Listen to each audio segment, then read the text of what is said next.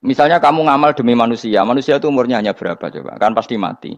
Lalu kalau dia mati tidak berkutik, bagaimana Anda bersandar sama seseorang yang mati dan tidak berkutik? Sama-sama bersandar sama zat sing al-hayyul qayyum, sama zat yang abadi. Kamu latih terus akal kamu. Misalnya saya punya jamaah banyak, mereka itu kan nggak jelas surganya. Kok harap-harap syafaatnya piye? Soalnya jamaah aku mudun rokok kabeh. Kan nggak mungkin nyafaati saya. Atau mereka mlebu swarga kabeh, wis do sibuk kelon mbek widadari. Mungkin ya ndak ngurusi saya. Jadi dua kemungkinan itu sama-sama ndak ngurusi saya. Mlebu neraka ya ora iso nyafaati, nek mlebu swarga do sibuk napa? Ngeloni widadari karena trauma di bocah elek melarat macam-macam. Sehingga kiainya saja wis ora takok Gus nang ndi wis ora takok. Wis ribet dhewe no. Nah, tentu saya juga sibuk sowan pangeran sudah saya itu makom saya sudah sibuk sowan pangeran. Kowe pesta seks sing kula sowan pangeran. Baik swargame ayate pokoke inna ansa'na gunna napa insa'a faja'alna gunna abkaro bar kelon dadi perawan neh berarti keloni serepot. Kula insyaallah melu daftar sing fa amma in kana minal muqarrabin farohu warihan. Jadi surganya muqarrabin itu enggak ada sifatnya. Di situ enggak dibakas bidadari makan-makan enggak, tapi farohu warihan. Satu surga yang sifatnya rohani. Karena enggak bisa disifati. Tapi saya daftar di situ ya hanya beberapa jam baru juga bungkon. Sawangane kok karo rasane wong ayu juga keberatan. Ya tapi saya tentu punya dua kelas, supaya punya kartu premium dan ekonomi. Saya enggak tertarik lah daftar yang premium dok nanti repot apa. Saya itu sering nangis kalau baca ayat seperti ini. Bagaimana Allah yang Tuhan kemudian enggak butuh apa-apa, tapi Allah saking baiknya itu membuat tatanan logika kita. Saya enggak akan bosan-bosan sampai sowan Allah. Bahkan andaikan saya masuk surga dengan faham ini, saya milih faham ini. Karena faham ini itu menguntungkan agama. Li'ilai kalimatillah. Sementara masuk surga itu hadun nafsi. Banyak ulama mengatakan, kenapa Anda ingin mati? Padahal Anda mati masuk surga. Katanya, saya takut kehilangan momen sujud. Karena sujud adalah hak Allah. Sementara surga itu hakun nafsi. Keinginan saya. Tentu saya mendahulukan hak Allah ala hakin nafsi. Itu makam-makam yang... Dan itu nggak bisa kamu copy paste. Orang yang pada kelasnya akan merasakan seperti itu. Dan kamu tidak perlu minat, malah paham. Jadi sudah dengar saja, apa? Dengar saja. Begini misalnya, saya berkali-kali bilang, kenapa ulama dulu, saya ini kan di Sarang juga ngajar tauhid. Dulu saya ngajar kubrul yakiniyat di beberapa madrasah, termasuk di Sidogiri saya juga ngajar tauhid. Di sini saya ngajar tafsir, tapi yang saya titikkan juga tauhid. Begini, saya hidup di dunia ini, terutama saya memang ingin menerangkan tauhid, sebagaimana Allah menerangkan. Begini ya. Jubair bin Mut'im, saya tidak bosan-bosan cerita ini. Jubair bin Mut'im itu termasuk dahiyatul Arab, cerdas-cerdasnya orang Arab. Dia ditunjuk sebagai negosiator untuk membebaskan Asra Badrin, tawanan perang Badar yang kalah dan ditawan Rasulullah dan para sahabat. Kemudian harus ditebus dengan uang. Oke, disepakati. Terus singkat cerita Jubair bin Mut'im itu datang ke Madinah. Dulu karena tidak ada hotel, tidak ada penginapan, ya memang nginapnya orang musyrik itu di masjid. Ya sehingga itu lazim saja. Kamu tidak usah jadi liberal kemudian bilang musyrik boleh di masjid, ya tidak perlu seperti itu. Kamu juga gak perlu goblok mengatakan nggak ada ceritanya orang musyrik ngidam di masjid karena ya ada tarehnya seperti itu. Jadi tidak perlu goblok ya gak perlu liberal. Paham ya? Kalau kamu bilang wah nangono wong musyrik oleh ngidam di masjid, kamu liberal. Padahal konteksnya dulu memang nggak ada hotel. Tapi kalau bilang nggak sama sekali juga goblok karena sejarahnya pernah ada. Milih nanti goblok apa liberal? Apa milih jelas? Nggak milih aja ngaco aja. 01 apa 02 apa 00. Milih mana? Goblok, liberal, enggak milih. Nah, ketika Jubair bin Mut'im itu datang, delalah Nabi itu sholat maghrib ngimami. Nabi baca surat Wattur wa kitabim mastur fi rabbim mansur wal baitil ma'mur. Kemudian di pertengahan surat At-Tur itu kan ada ayat yang menurut saya itu sangat bagus.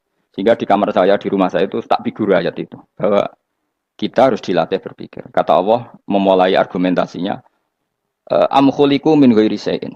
Apakah kejadian alam raya ini seisinya tentu diciptakan tanpa sebab? Misalnya begini, alam raya ini kata orang nihilisme atau komunis atau orang-orang paham nihilisme, itu kan dimulai dari ketiadaan. Logika ini kan goblok sekali. Berarti kalau alam ini kadung wujud, kamu kan tahu kan langit bumi sekarang kan wujud. Ya, langit bumi sekarang kan jelas wujud. Berarti logikanya adalah al-adamu yakhluqu makhlukon, sesuatu yang enggak ada menciptakan sesuatu yang itu kan aneh. Di mana-mana al-adam ketiadaan itu tidak mungkin yakhluqu syai'an atau yu'athiru syai'an. Di mana-mana ketiadaan itu tidak mungkin mengefeki sesuatu yang ada. Wong kamu sebut tidak ada itu berarti tidak mungkin bisa berbuat apa-apa karena namanya tidak ada. Sekarang alam raya ini dimulai dari ketiadaan. Terus kamu simpulkan sesuatu yang enggak ada menciptakan yang Ada itu gendeng apa enggak? Oh, ya gendeng sarap itu. Orang usah dipatahin wong gendeng, sebarno mau mati dewi. Jadi makanya Quran menanyakan mereka, am khuliqu min ghairi syai'in. Apa alam yang kadung wujud ini kemudian disebabkan oleh sesuatu yang tidak ada? Lalu kalau sesuatu yang ada pasti diwujudkan oleh yang ada. Nah, karena yang ada ini pencipta harus berstatus super. Nah, super ini oleh ulama disebut wajibil wujud.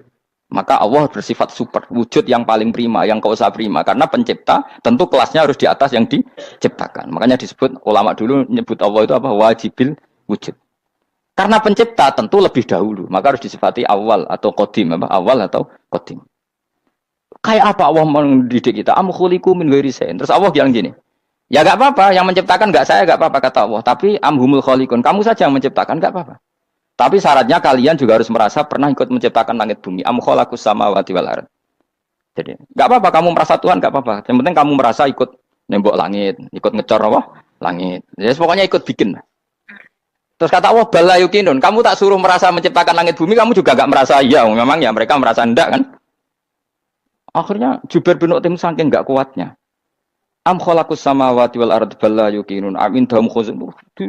Sama Allah dibombardir seperti itu. Dia datangi Rasulullah, ya Muhammad, logika itu tidak meninggalkan akal saya. Matarok tali akli nasihan. Akal saya habis Muhammad. Saya iman saja. Saya tidak cukup punya logika untuk melawan argumentasi ayat yang kamu baca. Saya iman saja. Terus iman. Makanya kalau ada logika nihilisme bahwa sebelum alam ini adalah ketiadaan, lalu pertanyaannya bagaimana mungkin ketiadaan menciptakan yang ada? Di mana-mana ketiadaan itu la yu'atsiru syai'an wa la yakhluqu syai'an. Jenenge wae tiada. Tiada itu ya enggak ada fungsinya, ya enggak ada efeknya, enggak ada prestasinya. Ya pokoknya namanya enggak ada ya enggak ada.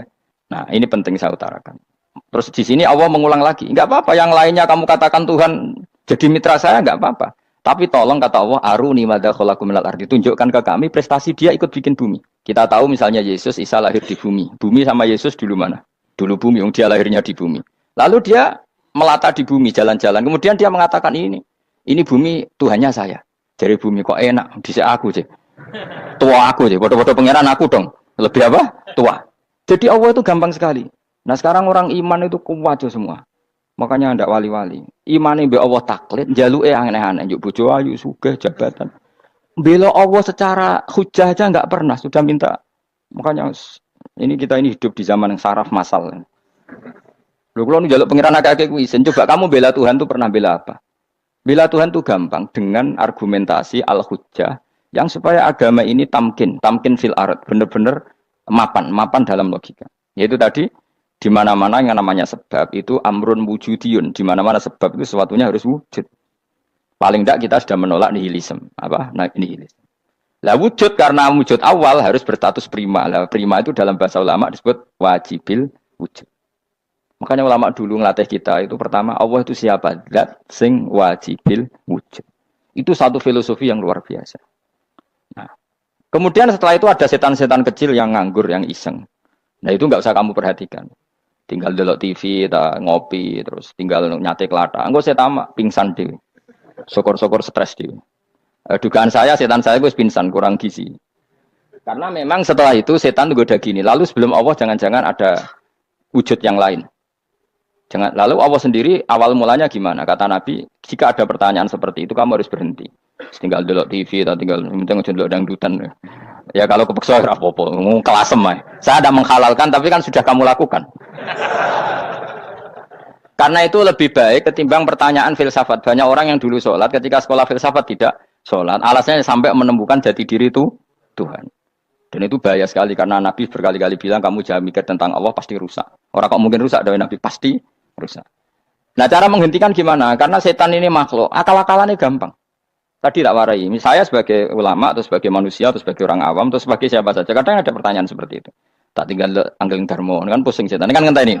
Weh, ngenteni bar lo anggeling darmo. Bariku aku lesu mangan mie.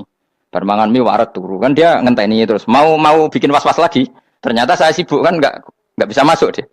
Bangun tidur aku selali pertanyaan tadi. Dinteni. Nah, dia masuk lagi aku sibuk ngajak anak jalan-jalan. Jadi saya kalau jalan-jalan di pasar itu wes enteni tan santai wae.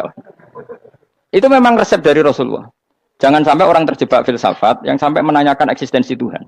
Dan dia tidak mau iman, tidak mau sholat, tidak mau puasa sampai menemukan Tuhan itu siapa. Itu jelas minas syaitonir Rojim itu perilaku setan. Makanya Rasulullah setiap ditanya sahabat gitu itu Nabi guyu-guyu. Dan guyunya Nabi itu kata Nabi, baguslah kalau kamu takut Tuhan kalah kata Nabi. Nabi gojok gitu. Maka ada ulama yang punya seni ya, seni berargumentasi yaitu Imam Ghazali.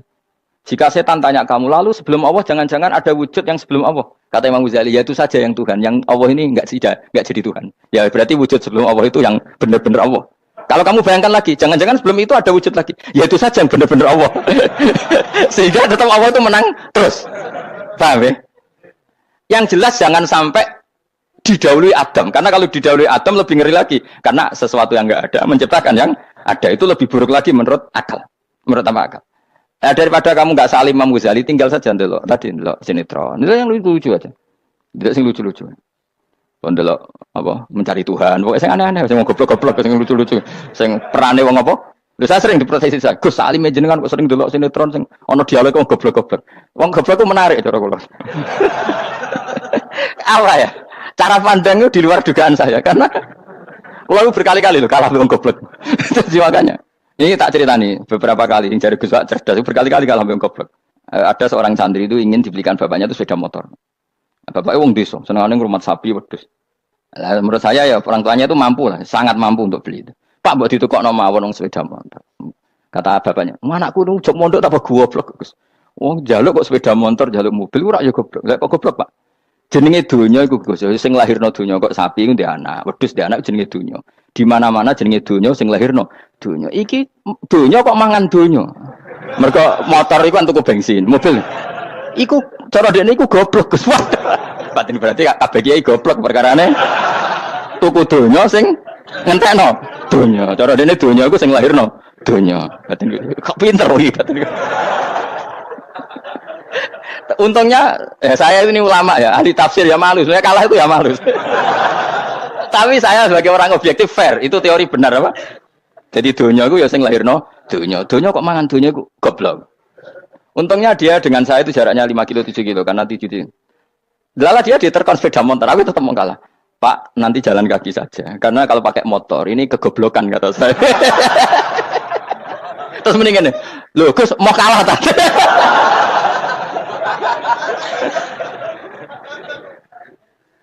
Wah kacau.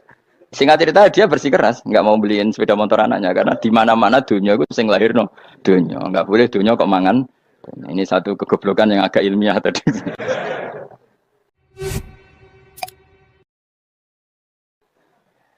Nah Imam Asy'ari juga ngalami hal yang sama. Imam Asy'ari itu punya kita kalau ahli sunnah kan 2 partai ya. Ya dalam ahli sunnah itu hanya ada 2 partai juga. Kalau nggak Asy'ari ya Maturidi. Dan sama-sama alim. Ya kalau terpaut ya paling 5%, 7% ya. Kealimannya Asy'ari dan Maturidi. Imam Asy'ari itu bikin logika yang jelimet seperti saya sekarang ini. Logikanya jelimet tapi permanen. Jadi yang saya ajarkan tadi itu logika yang jelimet tapi apa? Permanen. Karena tadi alam raya ini kadung wujud. Kalau kadung wujud pasti pewujudnya yang menciptakan wujud pasti adalah kewujudan. Karena al-adam la yu'athiru syai'an. Di mana-mana kenihilan tidak yu'athiru syai'an. Ya sepakat ya, gampang kan? Tentu wujud ini prima disebut wajibil wujud. Lalu Imam Asy'ari itu bersikeras. Kalau imanul muqallid itu tidak diterima. Banyak keberatan ulama, tapi Nabi nyatanya yaktafi bi imanil Arab al khalina anin nadur. Nabi nyatanya mencukupkan imannya orang-orang Bedui yang mereka itu kayaknya tidak bisa mikir. Ya, Nabi yaktafi bi imanil Arab itu wong desa al khalina anin nadur yang mereka itu tidak bisa apa? Berpikir. Singkat cerita Imam Asy'ari survei. Coba ayo kita tanya orang-orang kampung. Ternyata kegoblokan orang kampung itu ya ilmiah, masyhur itu. Imam Asy'ari saja harus belajar dari wong awam, wong goblok-goblok. Kita kok ingin ya Badawi bima araf tarubak. Kowe kok iman be Allah iku bima araf tarubak. Lalu kamu tahu Tuhan kamu atas nama apa? Dengan logika apa? Jawabnya enak. Al-ba'ratu tadullu 'alal ba'ir wa atharul aqdam yadullu 'alal masir. Angger ana tletong ya ana ontane. Angger ana bekas delamaane wong ya ana sing bar liwat. Jadi misalnya ada bekas teracak anjing, berarti anjing habis liwat. Ada bekas apa ular ya berarti ular harus liwat. Ada bekas tercak manusia ya berarti manusia habis liwat. La wa hadzal alam atharun min athari qudratillah. Alam iki bekas mesti ana sing gawe. Jadi Mas Ari pinter juga, mesti logikane gak jelimet tapi agar ana tletong ana sapine.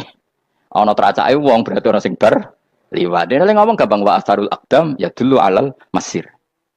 Nah, terus Imam Asy'ari habis itu ngendikan, ya sudahlah dengan logika apa saja. Meskipun karena Zori Hadal Arabis bagaimana cara berpikir Bedui ini, sementing ada nazar. Apa ada natur. Ya natur apa saja. Misalnya orang ahli matematika mungkin bilang angka dimulai dari 1. 0 itu akal-akalane Khawarizm. Mereka ini kebingungan nulis 10.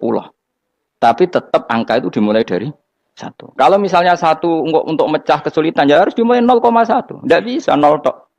Jadi 0 dulu itu untuk mematahkan kalau jumlah itu tidak sampai 1. Tapi faktanya jumlah itu kan pasti 1 karena dimulai dari wajibil wujud. Khawarizm itu ya pintar matematika. Saya juga punya ilmu hisabnya Khawarizm. Itu kan dia karena kebingungan angka pecah. Misalnya 1 tidak sampai 2. Mau tidak mau harus ditulis 1,5 misalnya. Paham ya? Lalu kalau sebelum 1 tetap dia harus 0,5. Lalu hakikat 0,5 itu kan bagian dari wujud apa bagian dari Adam? Tetap bagian dari wujud. Jadi 0,5 itu kan khayal kuliah. Tak warai ya. Mungkin saya ada ahli matematika ala wong kampus, tapi saya tahu Kang, ala Islam itu lebih gampang. Misalnya gini. Sesuatu itu kadang kamu putuskan itu satuannya 1. Tentu ketika separuh kamu katakan baru separuh. Tapi sebetulnya ketika satuan itu kamu katakan 10, yang separuh itu sudah 5. Itu kan terserah sing bagi, napa? Terserah sing bagi. Ya iya dong, misalnya 1 juta, 5-nya artinya apa coba? 500 ribu kan. Sekarang kalau 100 ribu, 5-nya jadi berapa? 50. Kalau 1,5 jadi. Nah itu kan terserah satuannya apa? Tapi tetap dari 0,5 itu tetap menunjuk sesuatu yang wujud. Yaitu 5-nya sebetulnya apa? 5 yang separuh tadi. Paham sih kalau maksud? Tetap nggak bisa sesuatu dimulai dari apa? 0. Nah, makanya kata Abdul Hamid Khan kalau dalam mendidik tauhid, itu gampang saja tadi. Alam raya ini kadung maujud, kalau kadung maujud pasti disebabkan oleh sesuatu yang wujud. Karena wujud pencipta harus berstatus prima. Lah prima ini atau premium ini kita sifati wajibil wujud. Atau kamu katakan apalah kausa prima atau musabbibul asbab. Nah kelirunya kita dalam berislam itu, kritiknya para ulama, kita ini nyebut Allah dulu baru menceritakan status Allah. Kalau zaman Nabi itu dibalik. Status wajibil wujud itu kita terangkan dulu, baru yang oleh Islam itu namanya Allah. Paham ya? Kan beda, misalnya gini logikanya gini, kamu ketemu orang ateis. Saya ulang lagi, kamu ketemu orang ateis, terus kamu ditanya, lalu alam ini yang menciptakan siapa? Allah Jalla Jalaluh. Mesti kan tanya, man huwa Allah? Allah itu siapa? Kalau dulu Islam mengajarkan enggak gitu. Surat pertama turun apa coba? Iqra. Iqra itu enggak nyebut kata Allah. Iqra bismi rabbika. Rabbika itu siapa? Alladzi khalaq. Sebutlah nama Tuhan. Yang berhak menyandang Tuhan adalah zat yang pencipta. Itu tidak ada kata Allah. Di surat Mudatsir, surat kedua, ya ayyuhal mudatsir kum fa'anzir wa rabbaka fakabbir. Bukan Allah fakabbir, wa rabbaka fakabbir. Sehingga cara berpikir gini dibalik. Sebutlah Tuhan kamu. Tuhan itu siapa? Yang berstatus Tuhan adalah zat yang berstatus pencipta. Nah, lalu pencipta ini oleh Islam dinamai Allah. Kalau orang ateis kamu langsung bilang Allah, man huwa Allah. Berarti pertanyaannya Allah itu siapa? Lalu kamu jelaskan Allah adalah pencipta. Allah adalah wajibil wujud. Tentu lebih gampang kamu terangkan. Makanya Al-Qur'an menerangkan amkhuliqu min ghairi syai'in. Manane saya di sini manane ya Allah? Apa? Allah. Apakah mereka diciptakan tanpa pencipta? Tentu setelah Islam tahu itu namanya siapa? Allah. Paham ya? Kalau balen malih. Jadi sebetulnya Quran itu ngajari kita itu ilmu mantek yang luar biasa. Misalnya ya Yuhanna su'budu siapa? Rabbakumul ladzi khalaqakum walladzina min qablikum. Sembahlah Tuhan. Tuhan itu siapa? Pencipta kamu dan pencipta orang-orang sebelum kamu. Lalu Tuhan ini oleh Islam dinamai Allah. Tapi kalau langsung kamu bilang ke orang ateis atau orang Uni Soviet, Allah itu Tuhan. Allah itu siapa? Sebab itu di beberapa ayat dijelaskan dulu status Allah. Sifatnya Allah, keakhasan Tuhan. Yang dikatakan Tuhan adalah zat pencipta. Kalau tidak pencipta berarti tidak Tuhan. Sekarang Yesus pencipta bumi apa enggak? Enggak, karena dia lahir sudah di bumi. Begitu juga Fir'aun. Fir'aun itu kalah telak sama Nabi Musa gara-gara logika ini. Ketika Nabi Musa ditanya Fir'aun, "Wa ma Rabbul Alamin?" Lalu Tuhan itu siapa? Kata Musa, Rabbus samawati wal ardi. Yang nuhani langit dan bumi. Jadi Fir'aun, enggak. Ma'alim tulakum min ilahin wa irisa, jalan-jalan kemana-mana yang dikatakan Tuhan oleh masyarakat saya kok. Kurang ajar Fir'aun. Terus kata Musa, ya Tuhanku yang di langit. Terus manggil Haman masyhur, ya Haman ibn li surkhal ali abluhul asbab samawati fa'attali ila ilahi Musa. Haman, bikinan saya piramida yang tinggi, aku akan lihat Tuhannya Musa. Ada enggak di sana? Padahal misalnya munggah tenan di pangeran ra iso didelok kan repot Nabi Musa. Wah, parah ya, nggak piramida nginceng pangeran teprak ketok kan. Akhirnya Musa pakai logika. Ya sudah gini saja, Rabbukum wa Rabbu abaikumul awwalin, yang menuhani nenek moyang kamu yang dulu-dulu. Oh itu langsung fabuhita Fir'aun. Fir'aun itu kaget sekaget-kagetnya. Dan para penggawa Fir'aun sadar. Wah kalau Fir'aun yang Tuhan, babanya tanpa Tuhan. Kan Kan Tuhannya balita kan gitu kira-kira. Tuhannya balita. Tuhannya barulah. Itu kan jadi logika yang mematikan. Kalau Fir'aun Tuhan berarti mbah-mbahnya dulu yang wujud itu tanpa Tuhan karena Tuhannya baru lahir. Ini ada Tuhan kok datang terlambat ini kan. Akhirnya para punggawanya Fir'aun iman.